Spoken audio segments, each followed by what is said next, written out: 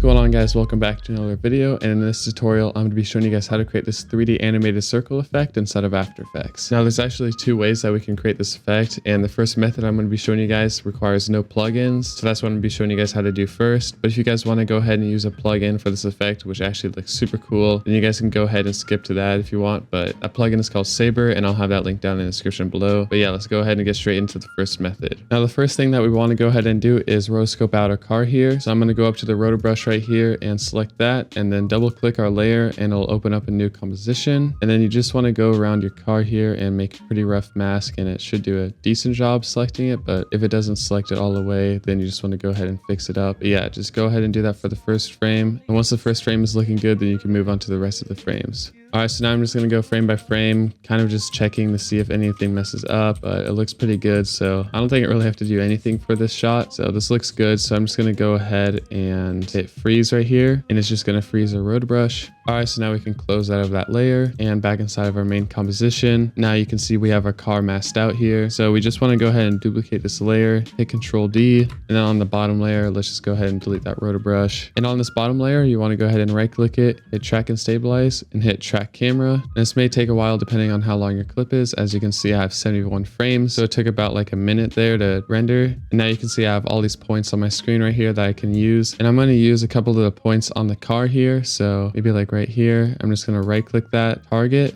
and hit Create Null in Camera. And then you want to go over here to this tool, and if it's not on this oval or whatever right here, then you just want to go ahead and hold down left click, and it'll bring up this menu. So yeah, just make sure that's on that. And then without selecting any of the layers, you just want to go here and hold Shift on your keyboard and just drag this circle onto your video here, and we can adjust the size of that later. And you just want to make sure that your fill is blank, and to make it go transparent, you just want to hold Alt and then left click it until it's transparent like that. And then for the stroke, we can change the thickness here, so I'm just going to keep it at like 20 pixels for now. And we want to go ahead and parent this shape layer to the null right here, and then toggle this to 3D, and then we're just going to rotate this around until it looks something more like what we had originally. So I like how that looks right there. So when I play this back, you can now see that it's 3D tracked to the footage. Now we just want to go ahead and bring this shape layer in between our two clips here, so now you can see that it is behind the car. Now we just want to go ahead and click this little drop down arrow, and then hit Add Trim Paths, and then go into that drop down arrow again, and then you just want to mess with the start value here. I'm going to make this like 40%, and then the offset is what we're going to want to keyframe.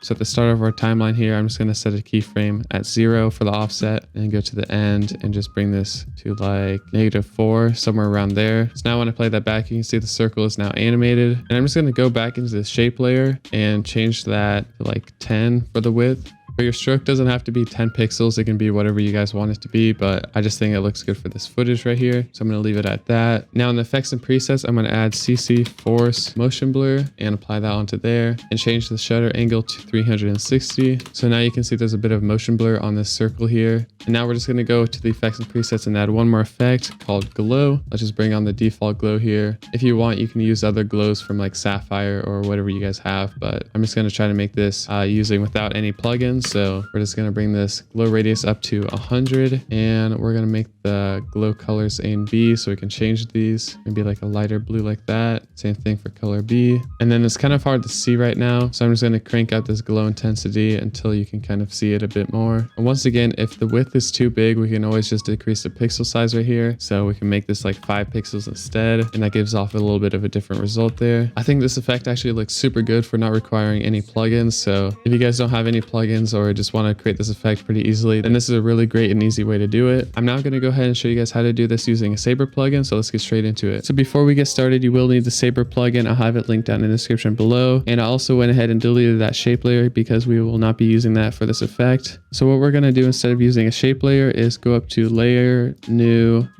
and then we're just going to create a solid, and just make sure that's black right there. And we're actually going to use the same tool again, the ellipse tool right here, and then holding down Shift again. And then you're going to create a circle that's kind of like around this size right here. You don't want it to be too big, or else you're going to get like the glow to be like clipping around the edges. So somewhere around here should be good. And then we just want to parent that black solid to our null here, and then toggle the black solid to 3D. Now let's just scale that up and then rotate it once again, just so it looks more like a circle and isn't just like rotated super weirdly. So yeah, just fix that and kind of position it how you want it to look. And then once again, you want to bring that in between our two clips right here of the rotor brush and then the background footage with the 3D camera tracker. And now we want to go into the effects and presets and use that Saber plugin that we just downloaded. So let's bring that onto our black solid right there. And then let's just go into the customized core, bring this to layer mask. And then for the render settings, change that to transparent. Now in the presets here, there are tons of presets that we can choose from. We can do anything from like fire, which I think looks super cool. Or we can do like electric, which also looks super cool. Now I'm going to choose kryptonite for this one. And we can just mess with the core size here, kind of adjust it to how you like it. And I'm going to change the glow color to like a red. Now we just want to go into the customized core and change the start size to 0 right here and the end offset to like